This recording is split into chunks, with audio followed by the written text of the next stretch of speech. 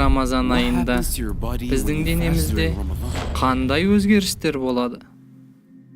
Рамазан айында мұсылмандар таң сәресінен күн батқанға дейін ауыз бекітеді.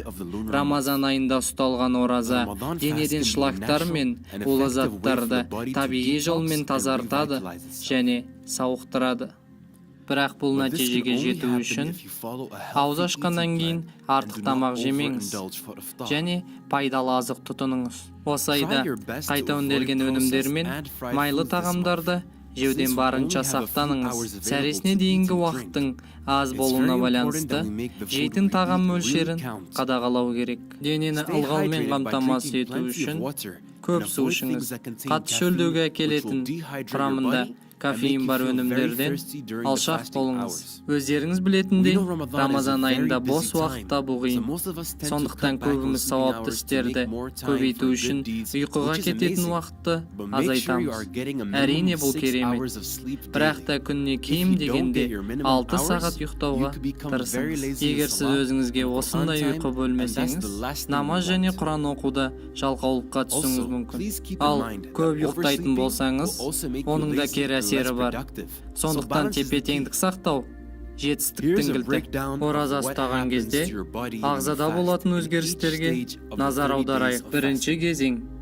Бірінші күндері қандағы қан деңгейі мен қан қысымы төмендейді. Дене тазарту процесін бастайды. Алғашқы 2 күн ең ауыр болады. Оған қоса бас ауруы, бас айналуы, жүрек айнуы және қатты аштық сезім бірге жүреді. Екінші кезең. Бұл кезеңде дене жаңа күн тәртібіне үйренеді.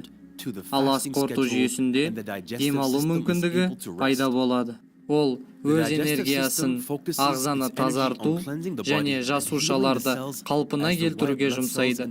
Лейкоциттер біртіндеп белсенді болғандықтан, осы кезеңде денеміздің түрлі органдары қалпына келе бастайды. Үшінші кезең. Бұл кезеңде біздің энергия деңгейіміз өседі. Ақыл концентрациясы жақсарады және денсаулықтың жалпы жақсаруы бізді керемет сезімге бөлейді.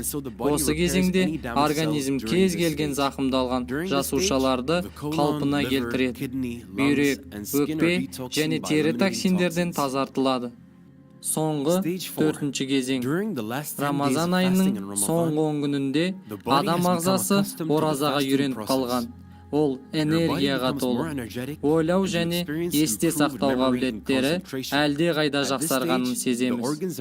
Осы кезеңде ішкі мүшелер қалпына келу процесін аяқтайды.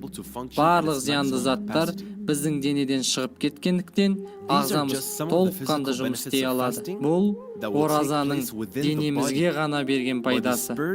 Осы айдың рухани пайдасы жоғарыда айтылғандардан әлде қайда көп. Арнамызға жазыламыз және лайк басамыз.